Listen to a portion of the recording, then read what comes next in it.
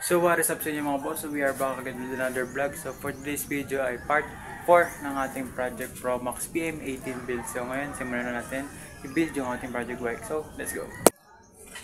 So ito na yung ating frame. Ayan. Tapos ito yung ating wheel set. So ngayon doon tayo sa ating fork. Dahil ipinturahan natin ang clear coat para mas goods yung ating fork.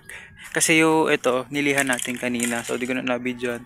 Nilihan natin mga kalawang. So, papatungan natin siya ng clear coat para di ulit babalik yung kalawang. So, ayan. Tara. Clear coatan na natin to. So, let's go.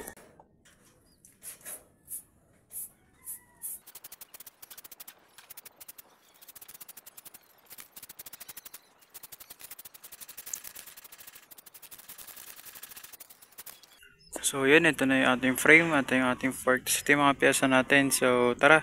Let's go at ikabit na natin to.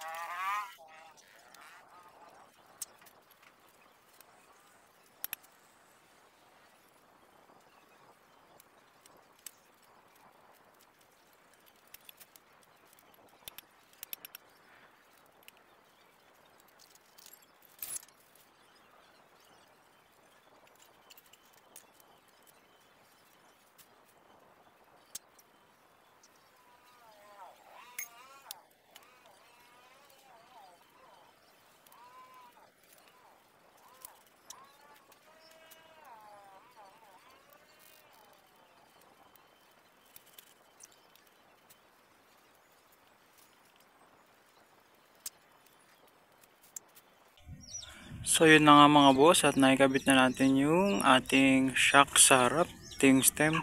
So next naman natin kakabit is yung kanyang cockpit set, yung kanyang manubela at seat post. So let's go.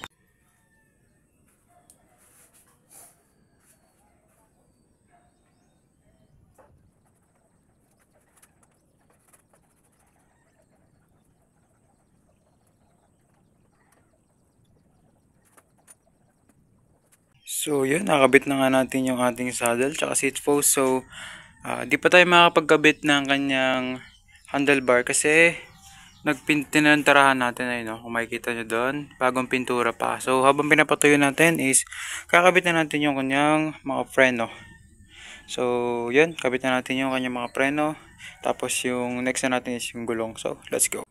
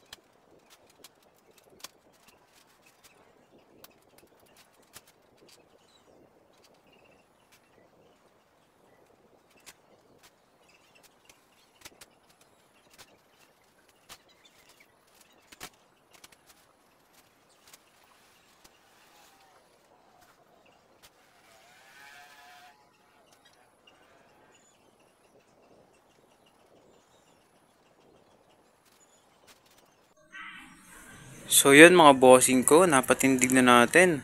So nakabit na natin yung kanyang wheel set. Tapos, yun. Ang next naman natin gagawin is kakapitan na natin siya ng BB. So, let's go.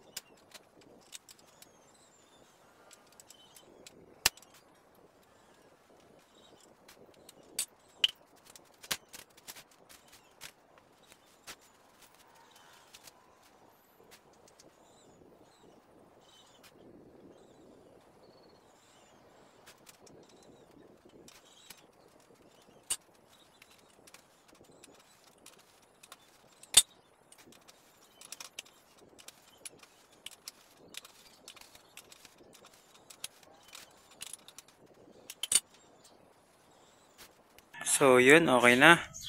Nakabitan na natin ng BB, so kabitan naman tayo ng ating crankset. Let's go.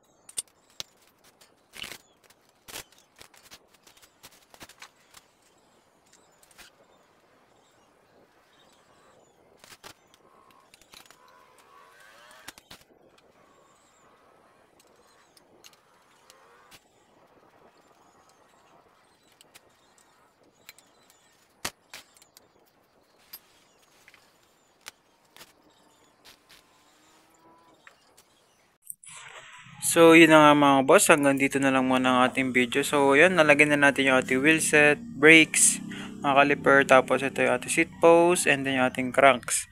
So, sa susunod na video na ulit mga boss. So, ipa-finalize na natin to sa next video natin sa part 5. So, hanggang dito na lang mga bossing. Maraming salamat sa panonood. Peace. Let's go.